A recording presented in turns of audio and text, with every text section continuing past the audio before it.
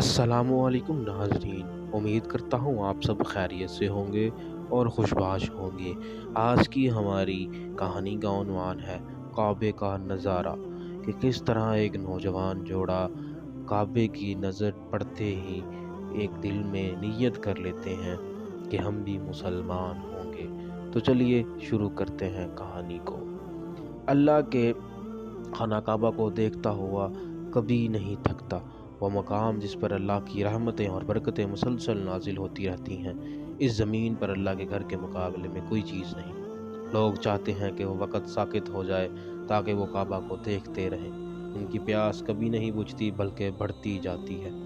एक दफ़ा वाशिंगटन के दौरे पर लोगों ने मुझे बताया कि एक औरत ने इस्लाम कबूल कर लिया है और मुझसे कुछ सवालात किए।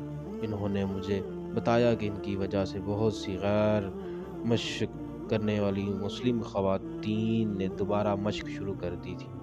नमाज के वक़्त वो अपने बेहतरीन लिबास ज़ेब तन करती, जैसे किसी ख़ास के लिए खुद को तैयार कर रही हो, और नमाज शुरू करते ही अपने इर्द गिर्द की हर चीज़ से गाफिल हो जाती। एक मुख्तसर सवाल और जवाब के सेशन के बाद मैंने इससे पूछा कि किस चीज़ ने उसे इस्लाम कबूल करने पर उकसाया। वो आह भरी और समझाने लगी।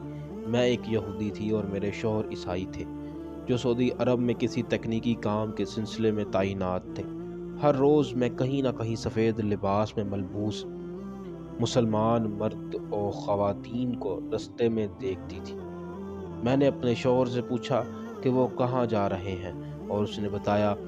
मैंने कहा कि वो मुसलमानों के हरम काबा की ज़ियारत के लिए जाएंगे। मैंने जाने की ख्वाहिश ज़ाहिर की, लेकिन इसने मुझे बताया कि गैर मुस्लिमों को जाने की इजाज़त नहीं। ताहम मैंने अज़म कर रखा था और हम दोनों सफ़ेद कपड़े ख़रीद कर रवाना हो गए। खुशकिस्मती से हमें किसी ने नहीं रोका और हम मक्का मुकरमा पहुँच गए, जहाँ से हमें खाना काबा की तरफ जाने का रास्ता मिला। काबा को देखकर हमारी आंखें जम गईं और वक़्त साकत सा लगने लगा। कुछ देर बाद जब हम एक दूसरे की तरफ देखने लगे तो दोनों रो रहे थे। हमने अपनी आंखों से एक दूसरे से कहा कि ये हक है और हम इस्लाम कबूल करना चाहिए।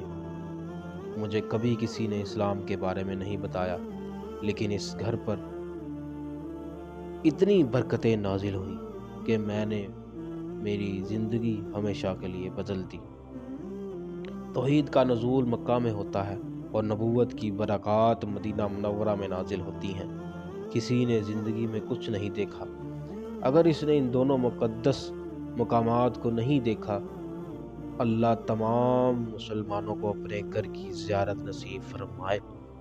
हमें हर वक़्त यही दुआ करनी चाहिए कि अल्लाह ताला हमें नेक अमल करने की तौफ़ीक अता फ़रमाए और अपने घर की ज़ियारत नसीब फरमाए। बेशक